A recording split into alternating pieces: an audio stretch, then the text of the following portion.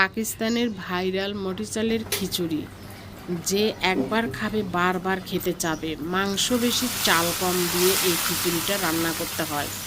যে খায়নি সে স্বাদ বুঝবে না। ঈদ উপলক্ষে রেসিপিটা আমি দিলাম, অবশ্যই সামনে কোরবানি ঈদ এই খিচুড়িটা ট্রাই করবেন, পাকিস্তানের ভাইরাল মটির চালের খিচুড়ি। তাহলে চলেন পূর্ণাঙ্গ রেসিপিটা দেখে নেই কি লাগছে এই খিচুড়িটা তৈরি করতে। পাকিস্তানের মটির চালের খিচুড়ি লাগছে এখানে সলিড মাংস আর মোটা চাল। এখানে আমি 1.5 কেজি মাংস নিয়েছি। আমি একবারেই সলিড মাংসটা পাইনি, মানে তাও চর্বি আছে। দেখেন এখানে মাংসগুলো ধুয়ে পরিষ্কার করে নিয়েছি, নিয়ে প্রেশার কুকারে দিয়ে দিলাম। এখানে আমি 1/2 কেজি পেঁয়াজের ছিলে নিয়েছি, নিয়ে দিয়ে দিলাম, মানে 4 ফালা করে কেটে নিয়েছি। আর এখানে 5টা রসুন আমি ছিলে নিয়েছি, সেটাও দিয়ে দিলাম। 3টি টমেটো দিয়ে দিলাম। এখন এর মধ্যে দিয়ে দেবো 3 টেবিল চামচের মতো আদা বাটা। রসুন বাটা দেবো না, যেহেতু আমি গোটা রসুন ব্যবহার করেছি। তারপরে এর মধ্যে দিয়ে দেবো প্রেশার কুকার ভর্তি করে পানি দিয়ে প্রেশার কুকারটা বন্ধ করে দেব।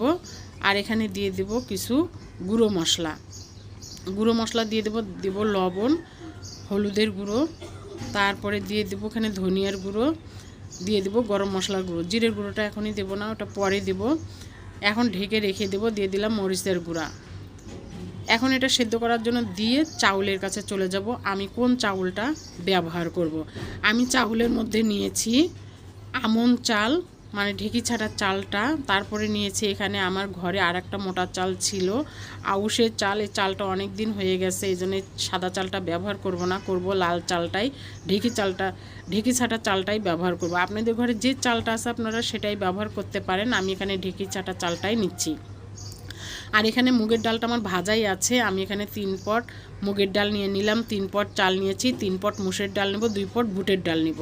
আমি ডালের পরিমাণটা বেশি দেবো। আর এখানে যে আমি চাল ডাল 3 পট করে নিয়েছি, এখানে সবগুলোই আমি ইউজ করব না, জাস্ট অর্ধেকটা ব্যবহার করব আর অর্ধেকটা আমি রেখে দেব। যেহেতু এখানে মাংস বেশি চাল কম ব্যবহার করতে হয়, আপনারা যদি 1.5 কেজি মাংস নেন তাহলে অবশ্যই সেখানে 3 পট চাল নেবেন।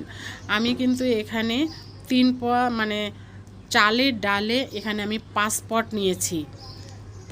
নিয়েছি আর বাকি চালটা রেখে দেব, 5 পট রান্না করব। এখন চালটা আমি পরিষ্কার করে ধুয়ে নেব, নিয়ে তারপরে মাংসটা আমি সেদ্ধ হয়ে গিয়েছে, এখন মাংসটা আমি বের করে নেব। নিয়ে যে মাংসের ঝোলটা আছে, দেখেন চাল ধোয়ানো হয়ে গেছে, এই মাংসটা আমার সেদ্ধ হয়ে গিয়েছে। এই খিচুড়িটা এত মজা হয়, দেখেন এই যে মাংসটা কীরকম করে সেদ্ধ করে নিয়েছি। এই মাংসটা কিন্তু আপনারা ঘুটনি দিয়ে ঘুটে নিতে পারেন। আমি একটু মাংসটা হাত দিয়ে ছেড়ে নেব। আর এখানে যে মাংসর ঝোলটা আর এক পাতিলে নিলাম, যেহেতু প্রেশার কুকারে খিচুড়িটা আটবে না, এই জন্য আর এক পাতিলে নিয়ে নিলাম। এই যে দেখেন মাংসটা আমার ছাড়া হয়ে গিয়েছে। আমার হাতের ব্যথার কারণে আমি কিন্তু হাতে কেটে গিয়েছিল, এই জন্য আমি মাংসটা ভালো করে সুতার মতো ছাড়াতে পারিনি। আপনারা অবশ্যই ঘুটনিতে ঘুটে নেবেন, আর না হলে সুতার মতো করে ছেড়ে নেবেন। এই মাংস যত সুতার মতো করে ছেড়ে নিতে পারবেন, মাংস দেওয়ার সাথে সাথে খিচুড়িটা কিন্তু একবারে সুতার মতো আটকে যাবে, আঠালো হবে।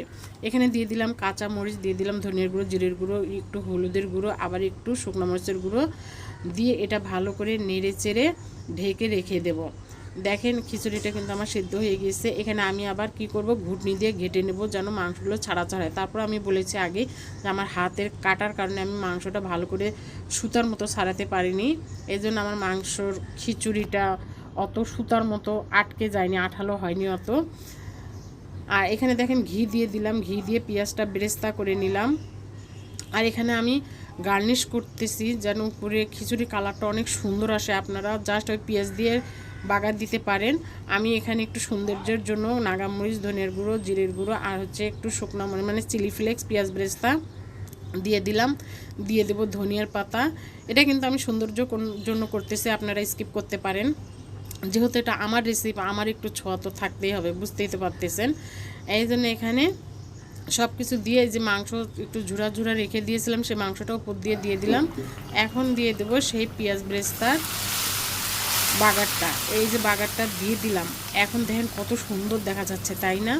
আপনারা শুধু পেঁয়াজ দিয়ে বাগার দিতে পারেন, কোনো সমস্যা নেই, কোনো প্রবলেম নাই, আমার মতো করতে হবে না। এখন এটা ঢেকে রেখে দেবো যেন ঘিয়ের ফ্লেভারটা খিচুড়ির মধ্যে ঢুকে যায়। দেখেন এখন নাড়াচাড়া করলে খিচুড়ির কালারটা কত সুন্দর আসছে, দেখতে কত সুন্দর দেখা যাচ্ছে, তাই না?